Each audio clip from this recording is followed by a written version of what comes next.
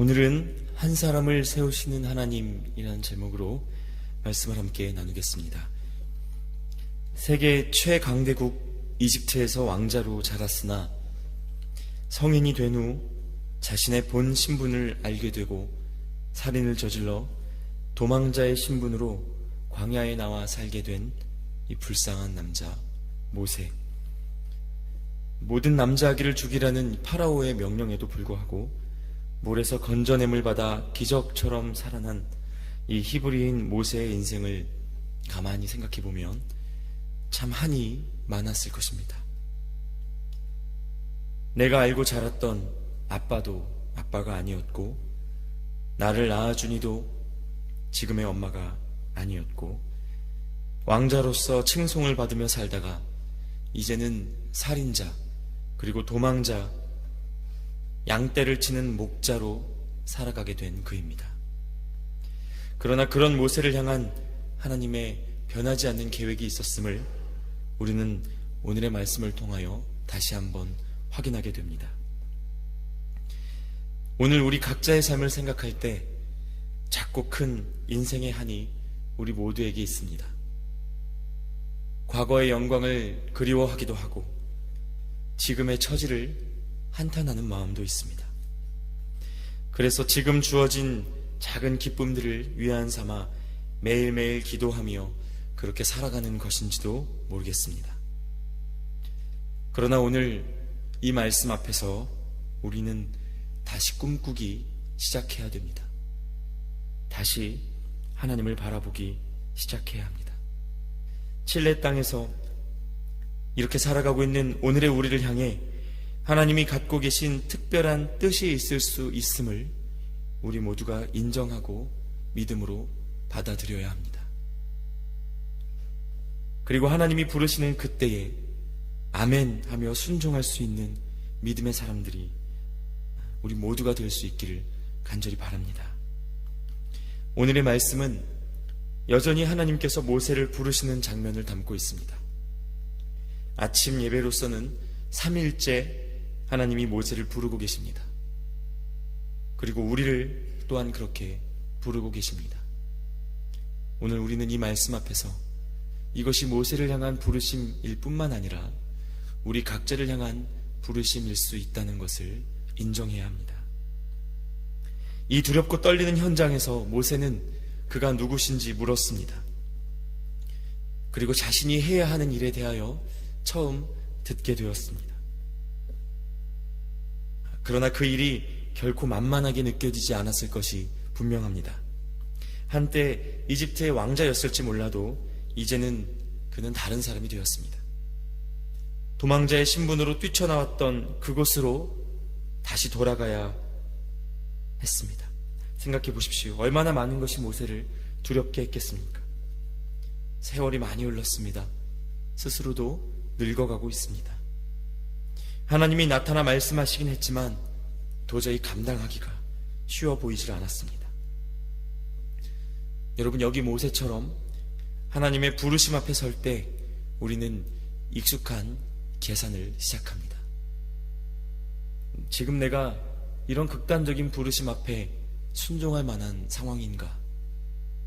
순종할 만한 힘과 재력과 준비가 갖추어져 있는가? 내가 지금 이 말씀을 받아 하나님이 말씀하신 곳으로 떠나면 내 아이들, 내 부모님은 어쩌시나? 내가 지금까지 해온 일들은 어쩌나? 이 사업은 누가 하나? 너무나 당연하고 또 인간적인 생각입니다. 그러나 우리는 또 한편으로 물어야 합니다. 하나님이 그것을 모르시고 우리를 부르셨을까 하는 것입니다. 그분은 부를 만한 자를 부르십니다. 그리고 세울 만한 자를 세우십니다. 하나님이 부르셨다면 그것은 우리가 굳이 고민해 보지 않아도 이미 순종할 만한 자리에 내가 있음을 보여주는 반증이나 다름없다는 것입니다. 그러므로 다른 사람을 볼 때 또는 나 자신을 볼 때 하나님이 부르시고 보내실 만한 이가 아니라 여겨진다 해도 그것은 우리의 고집이요 편견일 수 있음을 기억해야 합니다. 그리고 주의해야 합니다. 나를 향한 부르심을 외면하면 외면할수록 그것은 또 하나의 교만이고 또 하나의 불순종이 될 수 있다는 것입니다. 오늘 말씀 속에서 하나님은 모세에게 있는 이 모든 두려움을 이미 이해하고 계셨습니다. 그래서 모세가 어떻게 이 일을 시작해야 할지, 사람들의 반응과 불신에 무엇으로 어떻게 반응해야 할지 구체적으로 말씀해 주셨습니다. 거의 모세가 경험하게 될 그 장면을 다 눈으로 보여줬다 해도 과언이 아닙니다. 그 속에서 하나님만이 하실 수 있는 기적까지도 나타내 주셨습니다. 앞서 얼마나 많은 대화가 오갔습니까? 너의 신을 벗어라 부터 시작해서 내가 너와 함께 있겠다. 나는 스스로 있는 자, 너희 조상 아브라함의 하나님, 이삭의 하나님, 야곱의 하나님이다. 하나님은 모세를 부르시고 또 보내시기 위하여 이미 모든 일들을 준비해 두셨다는 것입니다. 그리고 부르실 때 약속을 허락해 주셨습니다. 다시 말해 모세는 순종하기만 하면 되었습니다. 순종하기만 하면 하나님께서 승리는 다 예비해 두셨습니다. 그러나 그럼에도 불구하고 여기서 모세의 모습은 하나님의 하나님 되심을 보지 못하는 인간의 한계를 보여줍니다. 오늘 말씀 1절에서는 모세가 이렇게 항변합니다. 어찌합니까? 그들이 저를 믿지 않고 저의 말을 듣지 않으면 어찌합니까? 끝까지 불안에 떨고 있습니다. 여러분, 이것이 오늘 우리에게 동일하게 있는 불안 아닙니까? 심지어 오늘 말씀처럼 하나님께서 우리를 갑작스럽게 부르실까봐 어느 날 갑자기 선교하러 떠나라고 하시지는 않을까, 그 정도로 믿고 싶지는 않은데 하는 그런 두려움이 어쩌면 우리 안에 조금씩은 있는지도 모르겠습니다. 하나님은 그러나 오늘 말씀 속에서 이런 우리의 연약함을 위하여 몇 가지 기적을 눈앞에 보여주셨습니다. 먼저 지팡이를 던지게 하시고 그것을 뱀으로 바꾸셨습니다. 또 모세가 그 뱀의 꼬리를 잡았을 때는 손에서 도로 지팡이가 되게 하셨습니다. 둘째로 손을 품에 넣게 하셨습니다. 그랬더니 악성 피부병, 지금으로 말하면 나병과도 같이 손이 하얗게 되어버렸습니다. 그러나 다시 손을 넣고 꺼냈을 때 회복된 모습을 볼 수 있었습니다. 그리고 마지막으로 또 하나의 명령을 주셨습니다. 이렇게까지 해도 믿지 않으면 나일강에서 물을 퍼다가 부어라. 그러면 그 물이 피가 될 것이다. 여러분, 이것이 무엇을 보여줍니까? 오늘 하나님께서 보여주시는 이 기적 속에서 우리는 두 가지를 기억해야 합니다. 첫째, 한 사람을 세우고 부르시기 원하시는 이 하나님의 끈질긴 열심입니다.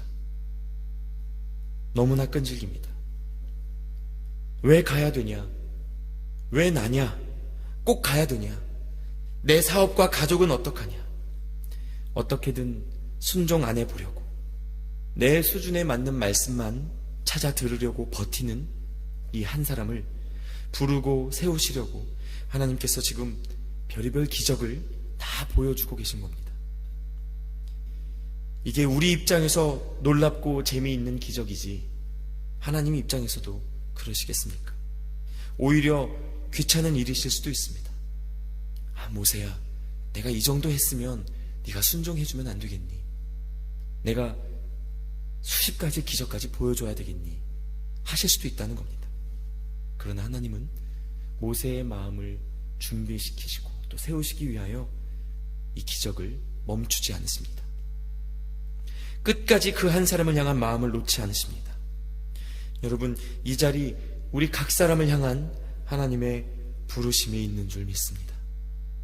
그것이 어떤 거창한 선교로의 부르심이 아니라 할지라도 여러분 각자가 서 있는 그 자리에서 사랑하라는 부르심, 용서하라는 부르심, 너희의 삶으로 그 사랑을 전하라는 그 부르심, 하나님의 부르심이 우리에게 있습니다. 그리고 그 부르심을 깨달으셨다면 순종을 지체하지 않으시기 바랍니다. 하나님은 우리를 포기하지 않으십니다. 우리를 통한 열방의 구원을 포기하지 않으십니다. 그리고 이를 위하여 모든 것을 준비해 두셨습니다. 하나님, 제가 어떻게 그 사람에게 사랑을 전합니까? 제가 어떻게 그 사람을 용서합니까? 내가 어떻게 이것을 포기하고 하나님께 순종합니까? 이 모든 고민에도 불구하고 하나님은 모든 승리를 준비해 주셨다는 것입니다. 이 기적을 통하여 배워야 할 두 번째 교훈은 무엇입니까?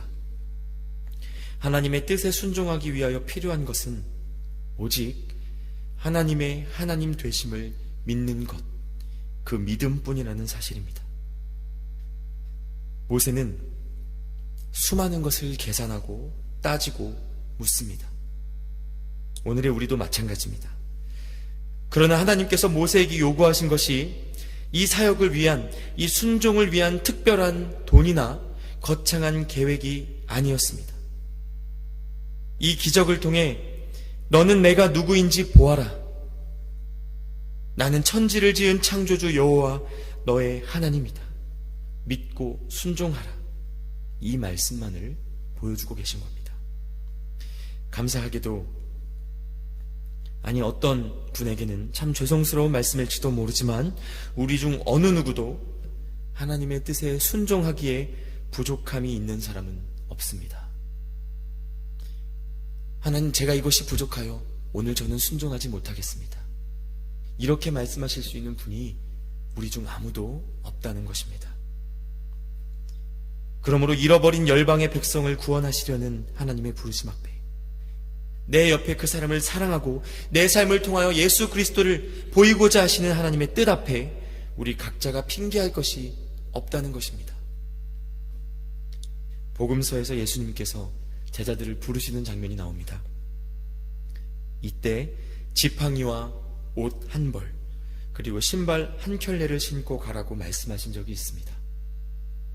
빵도, 자루도, 전대의 동전도, 옷의 여분도 필요 없다고 하셨습니다. 오직 예수님이 주신 영적 권능, 그것으로 나아가 악한 귀신을 쫓고 하나님의 나라를 선포하게 하셨습니다. 여러분, 믿음의 증거는 딱 하나, 순종입니다. 그것 아니고서는 우리에게 믿음이 있음을 증명할 수가 없습니다. 하나님, 제가 믿는데 그 말씀에는 순종하지 못하겠습니다. 여러분, 그것은 믿음 없는 것입니다. 하나님, 제가 교회 다니고 오랫동안 믿어왔습니다. 그러나 제가 저 사람은 용서 못합니다. 여러분, 그 순간 그 믿음은 가짜가 됩니다. 내게 무엇이 있든지, 그것이 감정이건 그것이 재정이건 그것이 힘이건 하나님 앞에 내려두고 떠나는 것, 여러분, 이것이 믿음의 순종이라는 것입니다. 내 삶에 대한 권리를 하나님께 드리고 그분의 마음에 있는 곳으로 가는 것, 이것이 믿음입니다. 무슨 일이 있어도 내 것을 포기하지 않으려 하고, 내 감정과 내 기분, 내 은혜 받음, 내 돈, 내 힘, 내 권력과 내 재정 포기하지 않으려 하고, 익숙한 삶의 터전과 지금까지 쌓아온 모든 재물을 하나님의 부르심 앞에 던져놓을 수 없다면 우리가 믿음이라고 말하는 그것이 정말 진짜 믿음인지 가짜 믿음인지 오늘 우리는 다시 한번 하나님 앞에 물어야 한다는 것입니다. 이후에 출애굽기 말씀을 통해서도 우리가 보게 될 것은 여러분께서 다 잘 아시고 계신 것처럼 결국에 이스라엘 백성이 홍해를 가르게 될 것이라는 사실입니다. 그리고 여리고성을 무너뜨리고 가나안 땅을 정복하게 될 것이라는 사실입니다. 그러나 오늘 처음 모세가 부름받은 이 시점에서 그 일들을 생각해 보십시오. 어디 감히 상상이나 할 수 있는 일입니까? 아무도 홍해를 지나기 위해 배를 챙기지 않았습니다. 누구도 여리고를 점령하기 위해 무기를 챙기지 않았습니다. 그저 지금의 작은 순종, 모세가 머뭇머뭇거리다가 간신히 했던 이 작은 하나의 순종이 훗날 이스라엘 백성을 향한 어마어마한 기적을 만들어낸 것입니다. 오늘의 이 세 가지 기적에도 불구하고 내일 말씀 속에서 모세는 하나님께 대답합니다. 주님, 죄송합니다. 저는 못하겠습니다. 여러분, 이 끈질긴 불신과 교만이 부디 우리에게서 떠나길 바랍니다. 오늘의 이 부르심은 모세를 향한 부르심이 아닙니다. 오늘 우리 이 자리에 예배하는 우리 모두를 위한 하나님의 부르심입니다. 너는 사랑해라. 너는 네 것을 내려놓아라. 너는 순종해라. 그러면 너가 홍해를 건너게 될 것이다. 여리고를 점령하게 될 것이다. 여러분, 모세는 주님 죄송합니다. 저는 못하겠습니다. 이렇게 대답했습니다. 여러분은 오늘 이 말씀 앞에 어떠한 응답을 하나님께 드리실 겁니까? 하나님의 하나님 되심을 알고 지금 나를 부르신 하나님의 뜻에 기꺼이 순종하는 믿음으로 살아가시기를 축복합니다. 부르신 하나님께서 필요한 모든 것을 더하시고 승리의 날까지 우리의 삶을 분명하게 인도하실 것입니다. 그 믿음으로 승리하시는 여러분 되기를 축복합니다. 함께 기도하겠습니다.